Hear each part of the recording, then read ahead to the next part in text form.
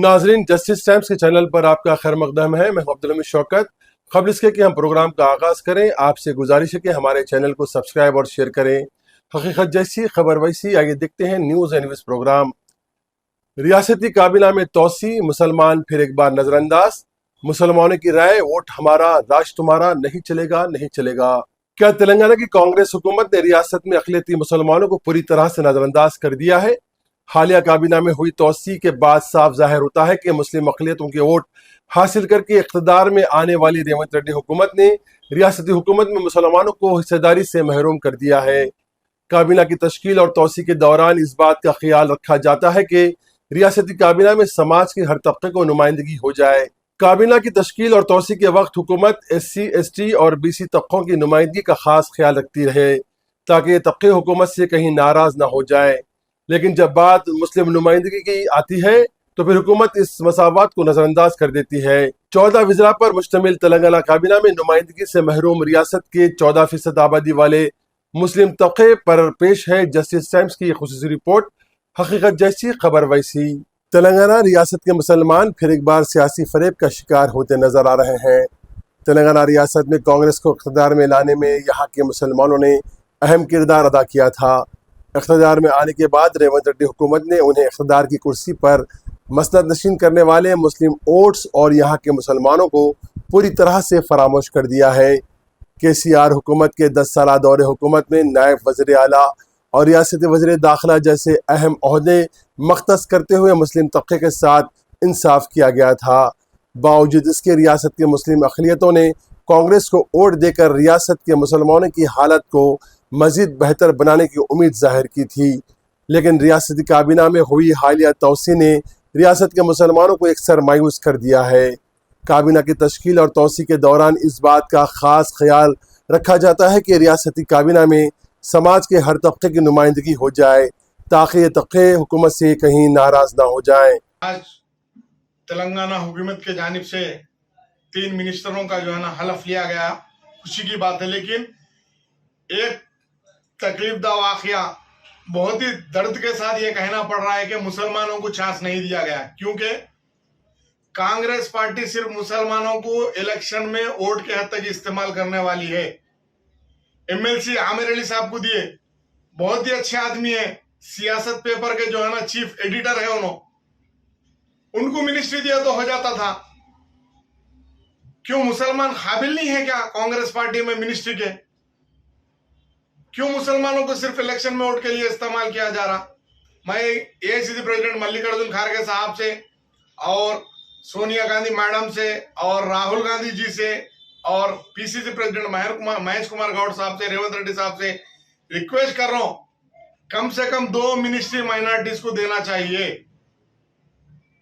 मुसलमान कांग्रेस का वफादार है, कांग्रेस को पकड़ के काम करके जो है ना चलने वाला माइनॉरिटी है।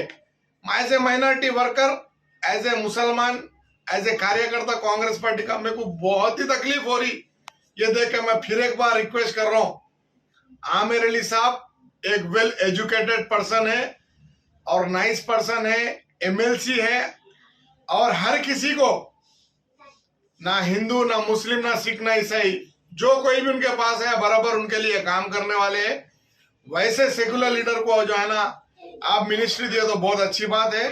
हम रिक्वेस्ट कर रहे हैं CM रेवंत रेड्डी साहब से कि जल्द से जल्द 2 माइनॉरिटीज को, 2 मुसलमानों को कैबिनेट में मौका दिया जाए। मेरा नाम अब्दुल रहमान, मैं यूथ कांग्रेस साबिका सदर करीमनगर असेंबली। हालिया दिनों काबीना में हुई तोसी के दौरान रियासती काबीना में 3 नए चेहरों को शामिल किया गया है, जिनमें BC तबके से वाकटी श्रीहरी, SC के माला तबके से G विवेक, SC के मादिगा तबके से अडलूली लक्ष्मण कुमार को जगह दी गई है, जबकि ST तबके से ताल्लुक़ रखने वाले रुकन असम्बली रामचंद्र नायक को रियासती असम्बली का डिप्टी स्पीकर नामजद किया गया है। इस तरह रियासती काबीना में वज़रा की तादाद 11 से बढ़ाकर अब 14 हो गई है। 14 रियासती वज़रा में 10 वज़रा का ताल्लुक़ SC, ST और BC तबके से है, जबकि माबाकी वज़रा में 2 रेड्डी और 2 का ताल्लुक़ राव यानी वेमला तबके से है। मज़ीद ये कि SC तबके से ताल्लुक़ रखने वाले 2 ज़िमनी तबकों माला और मादिगा की नुमाइंदगी का भी भरपूर ख्याल रखा जाता है। लेकिन 14 रियासती वज़रा पर मुश्तमिल काबीना में रियासत की 14% आबादी वाले मुसलमानों को काबीना में शामिल करने का हुकूमत को ख्याल नहीं आता। ये क्रेडिट भी रेवंत रेड्डी जी को जाता है, जिन्होंने मुस्लिम क़यादत कल पूरी ख़त्म कर दी गई। 16-17 महीने के बाद कैबिनेट एक्सपेंशन होता है, मगर अफसोस रेवंत रेड्डी सरकार को, हाई कमांड कांग्रेस पार्टी को एक भी तेलंगाना में मुस्लिम क़यादत नहीं मिला जो कैबिनेट में जिसे मिनिस्टर बनाया जाए। बात ये कांग्रेस के माइनॉरिटी लीडर्स की नहीं है, बात ये तेलंगाना के वक़ार की है। तेलंगाना में अक़लियतों का जो बिलखुलूस जो मुसलमानों का जो एक अहम किरदार है, कल रेवंत रेड्डी सरकार वो खत को कम करने का आखिरी दौर खेला है। मुझे समझ में नहीं आता, और मैं बहुत अच्छे से जानता हूं तेलंगाना कांग्रेस के माइनॉरिटी लीडर्स को, जो बावखार है, बहुत इज्जत वाले हैं, मगर इनकी इस चीज पर खामोशी, रेवंत रेड्डी की जो हरकत कल हुई है उस पर खामोशी मुझे समझ में नहीं आ रही। आज पूरी तेलंगाना के उलमा कराम, आलिम दीन, वो तमाम NGOs के जो अकाबरीन हैं, वो सब रेवंत रेड्डी के कल जो कैबिनेट एक्सपेंशन था वो देखकर मैं समझता हूं सारे के सारे अफसोस ज़्यादा होंगे। और वो तमाम तेलंगाना के मुसलमान जो कांग्रेस के हक में अपना वोट इस्तेमाल किए थे, वो भी कल अपने वोट पर शर्मिंदा हुए होंगे। और हमने पिछले 18-19 महीने पहले ही क्लियर कह दिया था कि कांग्रेस के चोले में रेवंत रेड्डी कौन है। और आप देखें, कल कैबिनेट एक्सपेंशन में कोई मुस्लिम को जगह नहीं मिलती है मिनिस्ट्री में, और कल ही तेलंगाना रियासत में 4 जगहों पे शरपसंदी इतनी बढ़ जाती है, शरपसंद लोग इतना खुलकर अपना हमला करते हैं, जो माजी में तेलंगाना में मिसालें नहीं भी थी। निजामाबाद में माजिदुल्लाह खान के मकान पर घुसकर उन्हें मारा जाता है, उनकी वालिद जो बुजुर्ग है, उनकी वालदा जो ज़ईफ है, उन्हें मारा जाता है, उनकी छोटी बहन को मारा जाता है, अधमरा कर छोड़ दिया जाता है। और जलपल्ली में पूरी गाड़ी लारी की लारी जला दी गई। किशनबाग में भी हमला होता है, और मशीराबाद में एक नासमझ बच्चा जो ऐसे चीजें बोल रहा है जिसकी वजह से जो है मशीराबाद तनाव के माहौल में आ गया है, पूरा तेलंगाना तनाव के माहौल में आ गया है। और फिर भी home minister, chief minister Revanth Reddy साहब खामोश है। एक भी रिव्यू मीटिंग नहीं होती है कमिश्नर से, डिपार्टमेंट से। किस तरफ लेके जा रहे हैं तेलंगाना?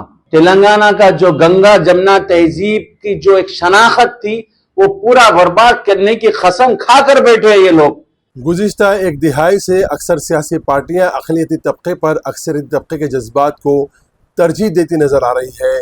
इक़्तिदार में आने के बाद रियासत में वक़ूफ़-पज़ीर होने वाले शरपसंदी के वाक़यात पर कार्रवाई में हुकूमत की नरम रवैया ये ज़ाहिर होता है कि रेवंत रेड्डी हुकूमत भी अक़लियतों को इंसाफ दिलाने में नाकाम हो रही है।